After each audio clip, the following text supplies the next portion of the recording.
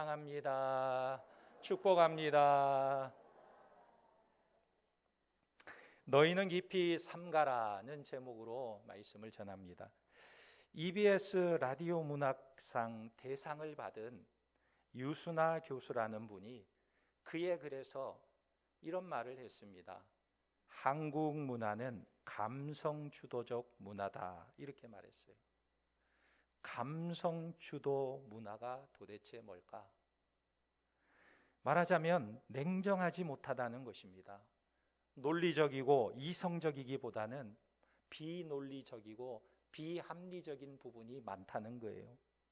다시 말하면 사람의 기분이 모든 것을 좌우하는 기분파라는 것입니다. 그럼 이런 감성 주도적인 문화의 뿌리가 무엇이겠는가? 그 뿌리에 도대체 무엇이 있기에 이런 감성 주도적인 문화를 가지고 있느냐? 그 뿌리가 바로 샤머니즘이라는 것입니다. 그 문화의 뿌리에 샤머니즘이 있다는 거예요. 말하자면 미신 문화, 무속 문화, 이런 것이 있는 것입니다. 그래서 우리는 어떤 문제가 생기면 깊이 생각하고 원인을 분석하기보다는 주로 잘하는 것이 뭐냐면 누구 탓을 잘해요. 탓을 잘한다는 것입니다. 누구 때문에 그렇다, 누구 때문에 이렇다, 탓을 잘한다는 거예요. 예를 들어 예전에 김영삼 정부 때에 삼풍백화점이 무너졌어요. 그리고 큰 사건 성수대교가 무너졌습니다. 이런 사건들이 일어나자 사람들이 뭐라고 하냐면 예수 믿는 대통령 때문에 이런 일이 생긴다, 이런 소문들이 막 일어나기 시작했습니다. 이거 한마디로 말하면 미신적인 표현이죠. 예수 믿는 대통령이라 그렇다 말하는 것입니다. 그런데 만약에 예수 안 믿는 대통령이면 그런 일이 일어나지 않았을 것이다, 이렇게 말한다면 그것이 바로 미신적인 거라는 거예요. 미신적인 생각이라는 것입니다. 합리적이지 않은 거예요.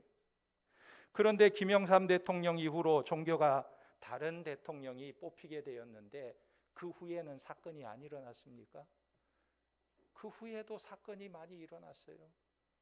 대구 지하철 사건이 일어났고 인천 가스 폭발 사건 같은 대형 사건들이 계속해서 발생했습니다. 무엇입니까? 무속적인 시각이 문제라는 거예요. 그래서 하나님께서는 오늘 성경에서 무엇을 말씀하실 때마다 하나님께서 맨 처음에 하시는 말씀이 무엇이냐면 이런 말씀을 하세요. 너희는 우상을 숭배하지 마라. 우상 숭배하지 마라. 그래서 오늘 본문도 보면 본문의 내용이 길게 말하고 있지만 핵심은 뭐냐면 어떤 우상도 만들지 말라 말하면서 너희는 깊이 삼가라 말씀하시는 것이 핵심인 것입니다. 그래서 16절에서 19절의 말씀을 보면 하나님께서 수많은 우상들에 대해서 언급하고 있어요. 남자의 형상, 여자의 형상, 땅 위에 있는 어떤 짐승의 형상, 하늘을 나는 어떤 새의 형상, 땅 위에 기는 곤충의 형상, 땅 아래 물속의 어족의 형상, 하늘의 해, 달, 별, 천체의 형상, 하나님께서 창조한 어떤 것이라도 그 형상을 만들어서 경배하거나 절하지 말라고 말씀하고 있는 것입니다. 여러분, 이 세상에는 왜 이렇게 우상이 많을까요? 세상에는 우상이 너무너무 많이 있어요. 가까운 일본만 가더라도 얼마나 많은 신들을 섬기는지, 심지어 자기가 신을 만들어요. 대학에 들어가기를 원하는 사람은 지푸라기를 가지고 어떤 사람의 모양을 만들어 놓고 대학에 합격시켜주는 신, 또 어떤 모양을 만들어 놓고 이거는 국회의원이 되게 하는 신, 그래갖고 그 신을 섬겨요. 또 어떤 사람은 사업을 시작하면 사업을 잘 되게 해주는 신을 만들어 놓고 또 그 신을 섬겨요. 그러다 보니까 신이 너무너무 많이 생기는 것입니다. 왜 이렇게 신이 많으냐? 세상에 사람들이요, 그때그때 필요에 따라서 우상을 만들어내기 때문에 그런 것입니다. 예를 들어 고대 이집트에서는요, 고양이를 다산의 신으로 섬겼습니다. 왜냐하면 곡물 창고를 쥐들이 갉아먹고 곡물을 훔쳐가는데 가만 보니까 고양이가 이 쥐들을 잡아가지고 죽이니까 고양이가 곡물의 수호자로 이미지가 생기는 거예요. 그래서 이 고양이를 다산의 상징으로 생각하고 고양이를 신으로 만들어서 섬기는 것입니다. 그리고 나일강이 이집트에게 있어서는 생명줄과 같은 것이잖아요. 그래서 이 나일강이 없으면 저들은 살 수가 없다고 생각하는데 나일강을 가만히 보니까 그 나일강에는 개구리가 그렇게 많이 있어요. 그래서 이 개구리가 우리에게 생명을 공급해주는 존재구나 해서 개구리를 신으로 만들어서 섬기기도 하는 거예요. 끊임없이 물을 공급해 달라고. 무엇을 말합니까? 인간의 욕심이 자기들의 필요에 따라 신을 만들고 있는 거예요.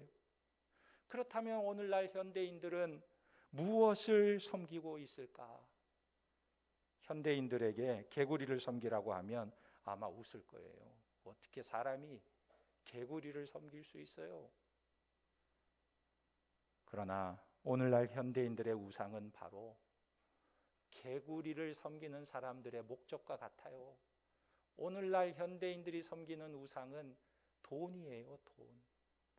돈이 우리의 우상이 되어 있는 것입니다. 돈을 위해서라면 못할 것이 없는 사회가 되어 있는 거예요. 그래서 오늘 말씀 16절을 보면 우상 숭배에 대해서 이렇게 표현하고 있습니다. 16절에 스스로 부패하여 자기를 위해 어떤 형상대로든지 우상을 새겨 만들지 말라 그랬습니다. 스스로 부패해서 자기를 위해 섬기는 것이 우상이라고 말하고 있어요. 말하자면 사람이 자기의 욕심을 위해서 자꾸 우상을 만들어낸다는 거예요. 내 욕심을 채우기 위해서 우상을 만들어낸다는 것입니다. 목축을 하는 사람들은 자기가 기르는 양을 신으로 만들어서 섬겨요. 또 농경을 하는 농경사회에서는 돼지머리나 소머리를 모셔놓고 복을 달라고 절을 하고 복을 비는 것을 보게 됩니다. 그래서 하나님께서 이스라엘 백성들에게 뭐라고 말씀하시냐면 너희는 깊이 삼가라 말씀하시면서 이 욕심을 대치할 강력한 것을 제시하는데 그것이 무엇이냐면 바로 언약이라는 것입니다. 언약을 생각해라. 출애굽기 4장 23절에 보면 너희는 스스로 삼가 너희의 하나님 여호와께서 너희와 세우신 언약을 잊지 말고 내 하나님 여호와께서 금하신 어떤 형상의 우상도 조각하지 말라. 내 하나님 여호와는 소멸하는 불이시요 질투하시는 하나님이시니라.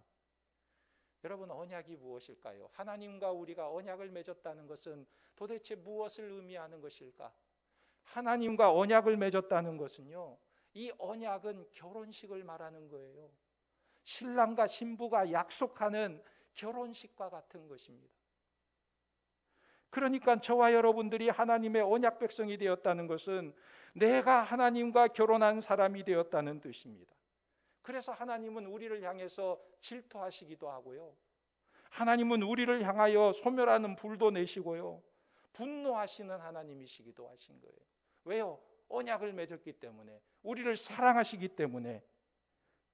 그러니까 우리 하나님이 자기만 생각해서 독선적으로 너희가 나를 사랑해라 이렇게 말씀하시는 것이 아니라 하나님이 질투하시는 하나님이신 것은 우리를 사랑하시기 때문에 하나님이 질투하신다는 거예요. 예를 들어서 신랑이 신부에게 당신은 나만 바라보고 다른 남자 쳐다보지 말고 나만 사랑해줘 이러면 이상한 일입니까? 틀린 말이에요? 맞는 말이잖아요. 지극히 당연한 말이잖아요. 나는 당신만 사랑하니까 당신도 나만 사랑해줘. 세상에 어떤 신랑이 자기 아내가 다른 남자를 자꾸 그리워하고 다른 남자의 사진을 꺼내보면서 눈물 흘리고 보고 싶어하고 그렇게 날마다 그리워하고 만나고 싶어 한다면 이 남자가 도대체 어떻게 해야 될까요? 그냥 허허 웃으면서 그러다 말겠지, 그럴까요? 아니면 어떻게 해야 될까요? 그 여자의 그냥 머리채를 그냥 잡아가지고 막 흔들어서 정신을 차리게 해줘야지. 아니, 목사님이 어떻게 여자 머리채를 잡아 당긴다는 말을 하십니까? 아니, 목사 할아버지라도 자기 아내가 다른 남자 보고 그리워하고 눈물 흘리고 보고 싶어하고 그러면 머리채를 잡고 그냥 막 흔들어야지요. 그럴 일은 없겠지만 여러분, 아내라는 말이 원래는 안해라는 말이에요. 이게 안 한다는 말이 아니고 집안에 있는 태양이라는 학설이 있습니다. 맞는 건지는 모르겠지만 안해, 집안에 있는 태양이라는 말이에요. 만약에 이 말이 맞다고 한다면 집안의 태양이 바람을 피워서 가정이 캄캄하고 어둡게 만든다면 남편이 가만히 있어야 되겠어요? 가만히 있을 수가 없죠. 어떻게 해야 됩니까? 그냥 머리채를 잡아 당겨야 돼요. 그런 모습을 보고도 남편이 허허하고 가만히 있다면 그 남자가 이상한 거예요. 그런 상황에서는 당연히 화를 내야 되는 것이죠. 분노해야 되는 것이죠. 소멸하는 불과 같이 일어나야 되는 것입니다. 무슨 말이냐면 언약이 결혼이라고 말하고 있는 거예요. 그래서 하나님은 우상 숭배를 금하고 있는 것입니다. 우상 숭배를 하지 말라는 말을 다시 생각해 보면 하나님께서 나를 너무나 사랑하신다고 말씀하고 있는 거예요. 내가 너를 사랑한다. 내가 너를 얼마나 사랑하는 줄 아느냐. 내가 그만큼 너를 사랑한다. 이런 뜻이 담겨 있는 것입니다. 그러므로 신앙이 무엇입니까? 나를 이렇게 사랑하시니 자기 아들을 십자가에 못 박으시기까지 나를 사랑하시니 나도 당신을 그렇게 사랑하겠습니다 라고 고백하는 것이 신앙이라는 거예요. 하나님을 사랑하겠다 고백하는 것이 신앙이라는 거예요. 다른 데 한눈 팔지 않고 하나님을 사랑하고 하나님만을 섬기겠다고 고백하는 것이 신앙이라는 거예요. 그래서 25절에서 31절에 보면 그 땅이라는 말이 여러 번 나옵니다. 25절에 내가 그 땅에서 아들을 낳고 손자를 얻으며 오래 살 때에 그랬어요. 여기 그 땅은 어디를 말하냐면 가나안 땅을 말합니다. 그런데 이 가나안 땅을 다른 말로 표현하면 뭐라고 표현할 수 있냐면 뭐라고 표현할 수 있을까요? 가나안 땅을 성경에 계속해서 하는 말 중에 하나가 뭐냐면 약속의 땅이라고 말하고 있어요. 가나안 땅을 약속의 땅.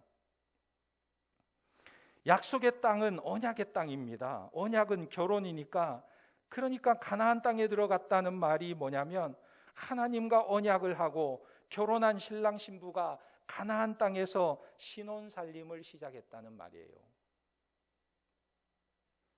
그런데 신혼살림을 시작하자마자 내 아내가 다른 남자에게 자꾸 눈을 돌리고 다른 남자와 데이트를 한다면 이게 말이 되는 일입니까? 말이 안 되는 일이죠.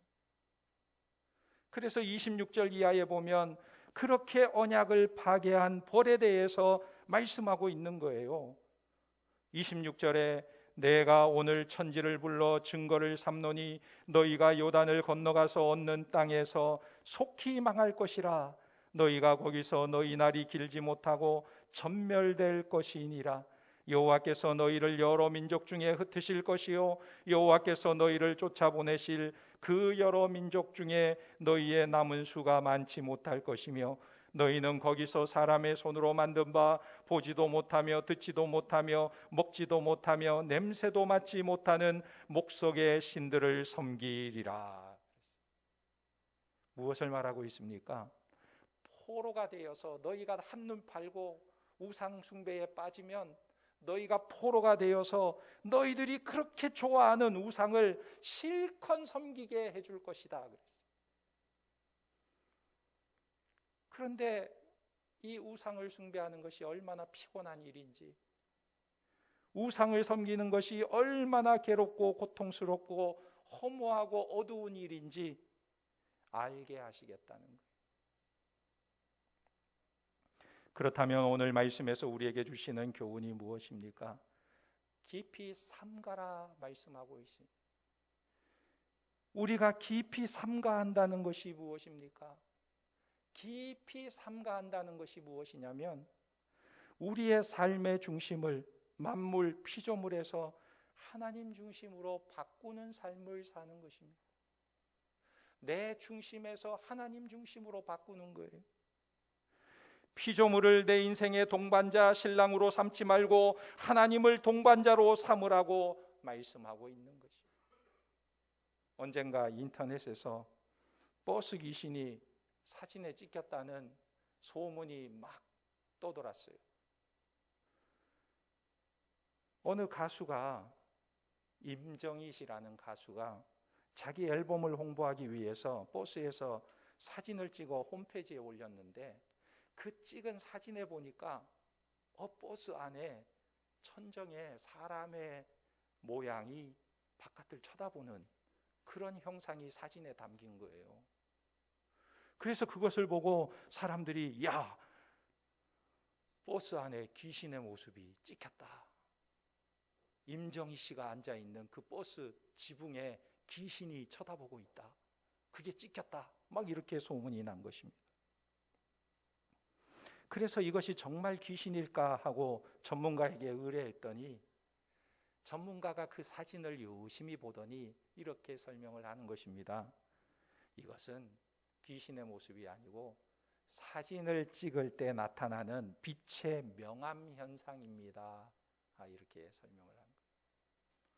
빛의 명암 현상이 그렇게 나온 거라는 것입니다. 그러니까 귀신이 아니었어요. 그런데 사람들은 왜 이렇게 어떤 모양이나 형상을 보고 귀신이 찍혔다 이렇게 난리 호들갑을 떨까요? 왜 그럴까요?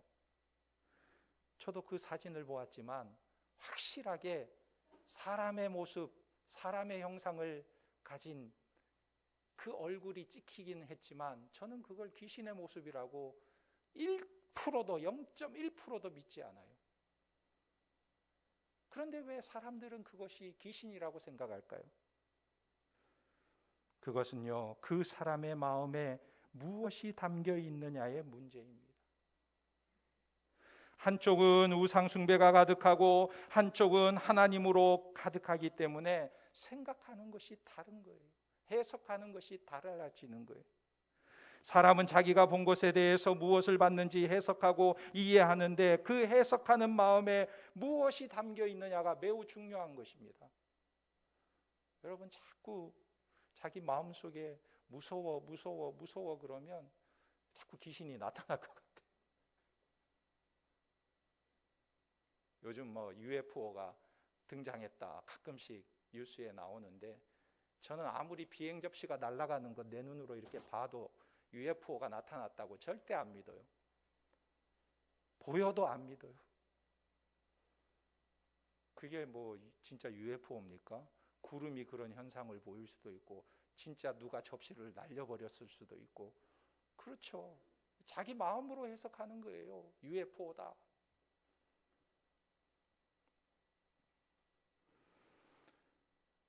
자기의 미신적인 사고방식이 꽉 들어차 있는 사람은 무엇이든지 미신적으로 보려고 하는 마음이 있는 거예요. 우상에 대해서 마음이 열려있는 사람은 무엇을 봐도 우상과 연결시키는 것입니다. 그러므로 우리는 항상 우리의 마음이 어디에 열려 있어야 되느냐? 하나님을 향해 열려있는 자들이 되기를 주님의 이름으로 축원합니다. 하나님을 향해 열려 있어야 되는 거예요. 그래서 19절에 보면 이렇게 말씀하고 있습니다. 또 그리하여 내가 하늘을 향하여 눈을 들어 해와 달과 별들, 하늘 위의 모든 천체 곧 너희의 하나님 여호와께서 천하 만민을 위하여 배정하신 것을 보고 미혹하여 그것에 경배하며 섬기지 말라. 여호와께서 너희를 택하시고 너희를 새 풀무불 곧 애굽에서 인도하여 내사 자기 기업의 백성을 삼으신 것이 오늘과 같아도. 그랬어요. 무엇입니까? 삶의 중심, 만물 피조물 중심에서 하나님 중심으로 옮긴다는 것이 무엇인지를 보여주고 있는 거예요. 그것이 바로 하나님께서 나를 택하셨다는 믿음을 갖는 거예요. 하나님이 나를 선택하셨다. 하나님이 나를 인도하신다는 확신, 그리고 하나님의 기업의 백성이 되었다는 그 확신을 가지고 우리가 살아갈 때 우리의 중심이 세상에서 하나님 중심으로 옮겨가는 거예요. 하나님을 바라보게 되는 것입니다. 출애굽기 18장에 보면 모세의 장인 이드로가 모세를 찾아옵니다. 그런데 이 장인이 데리고 온 모세의 두 아들이 있어요.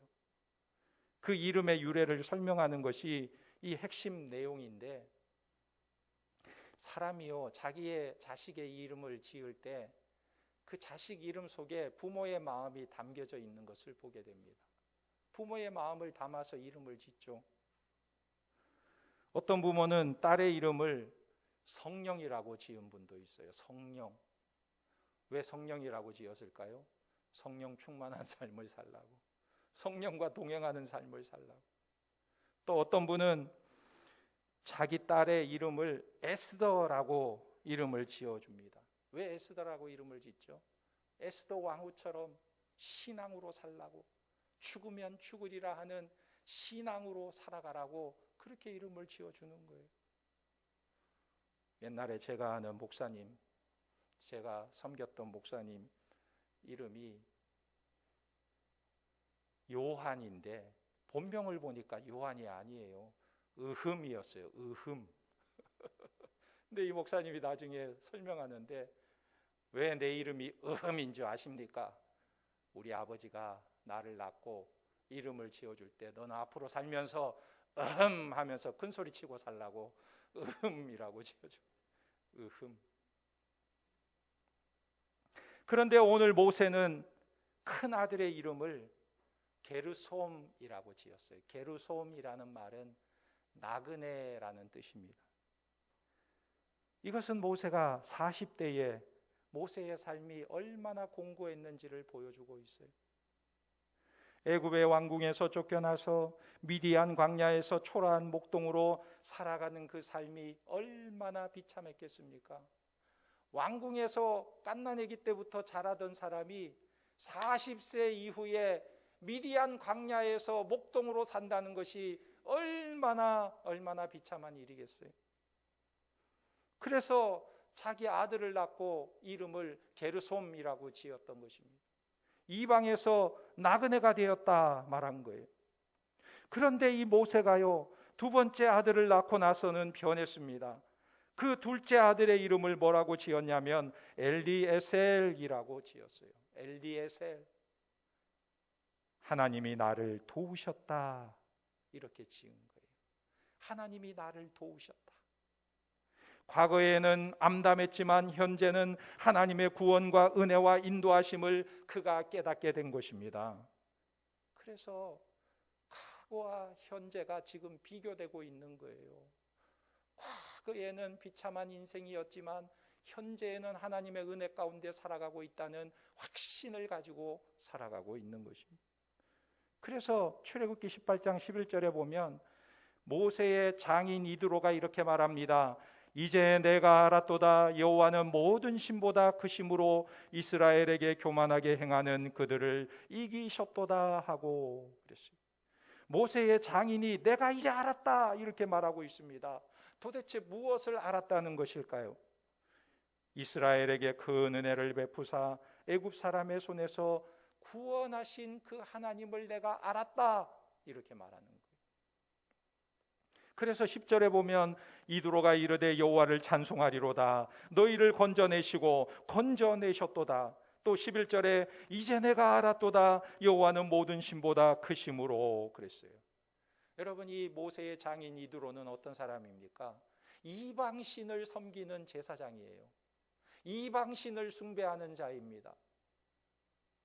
그런데 이 사람의 입에서 여호와를 찬송하는 고백이 나오는 것은 놀라운 일이 아닐 수가 없어요. 어떻게 그렇게 하나님을 고백할 수 있었을까? 그 이유는 바로 모세 때문인 것입니다.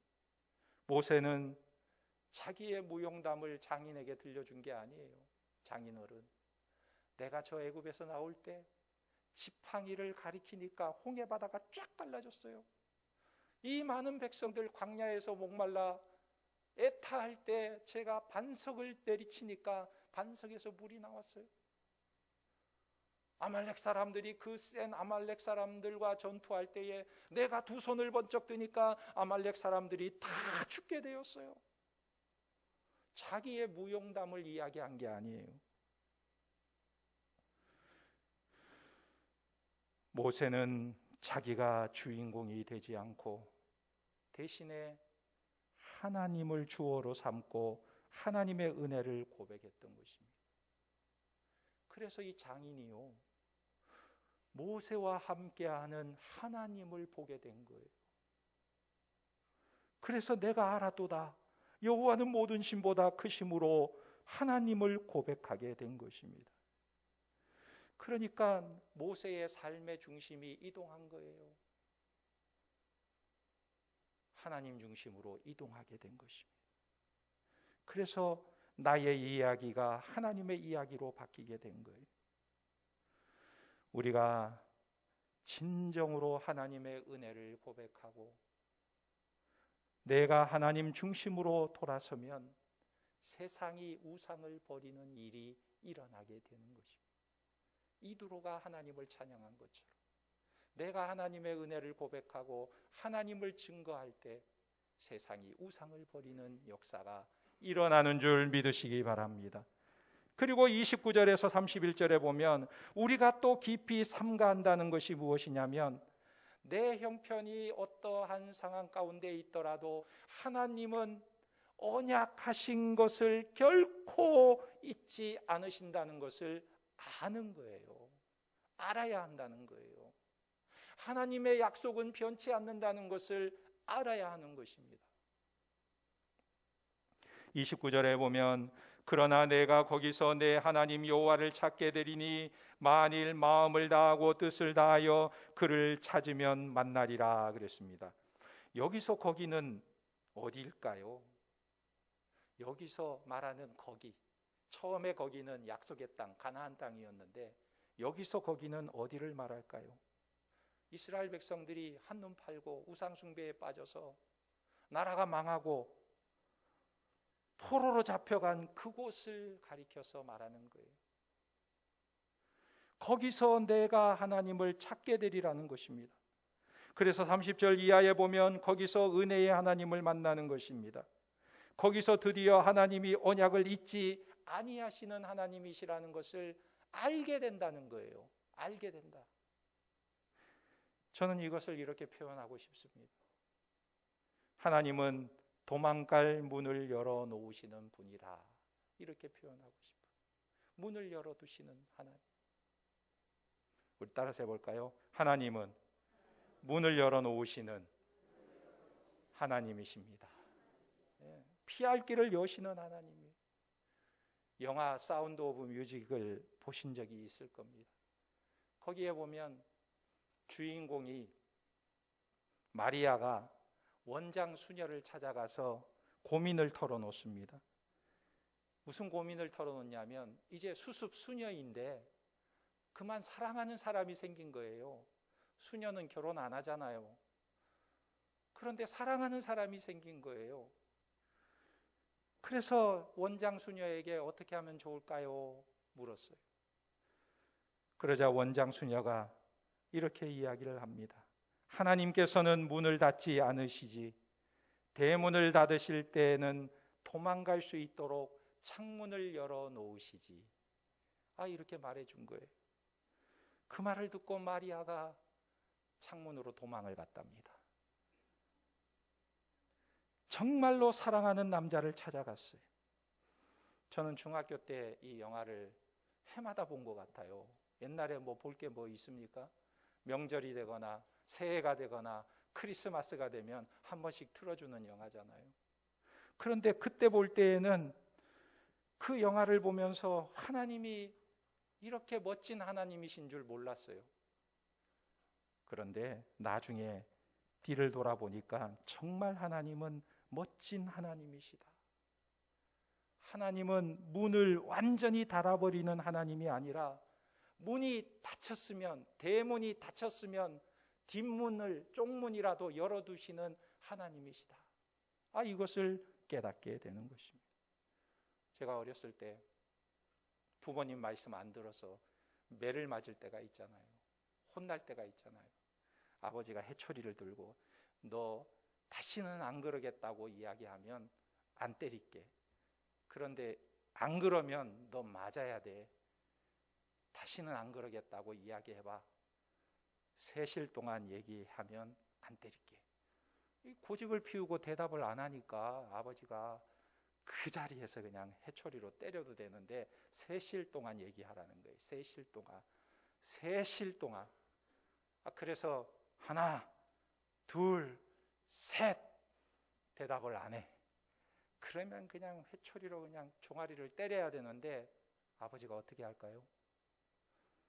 셋 반의 반, 셋 반의 반. 계속 이렇게 끌어가는 거예요, 숫자를. 왜요? 대답할 때까지 기다려주는 거예요. 뒷문을 자꾸 여는 거예요. 대답할 때까지.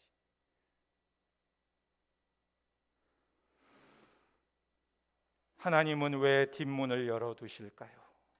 그것은 우리가 하나님과 언약 관계에 있기 때문에 그렇습니다. 언약 관계 속에 있는 신부이기 때문에 그런 거예요. 하나님은 언약한 백성을 결코 버리지 않으세요. 하나님은 변개하지 않으시고 약속하신 바를 파괴하지 않으시는 하나님이신 줄 믿으시기 바랍니다. 일제시대에 어떤 성도가 류마티스로 고생을 하고 있었는데 신사참배 문제로 아주 고통을 당하면서 하나님께 이렇게 기도했어요. 하나님, 제가 신사참배를 거부하면 당장 감옥에 갇히게 될 텐데 하나님, 저는 아시다시피 류마티스 관절염으로 지금 너무너무 고생하고 있는데 감옥에 이 추운 겨울에 그 차가운 시멘트 바닥에 들어가게 된다면 제가 어떻게 견딜 수 있을까요? 하나님, 이 길을 좀 피해갈 수 있게 해주세요. 그렇게 기도했는데 결국은 신사참배를 거부하고 감옥에 갇히게 되었어요. 그런데 놀라운 것은 그가 감옥에 들어간 즉시 하나님께서 그의 류마티스 관절염을 싹 걷어가 버렸어요. 할렐루야. 아니, 류마티스가 나와버린 거예요.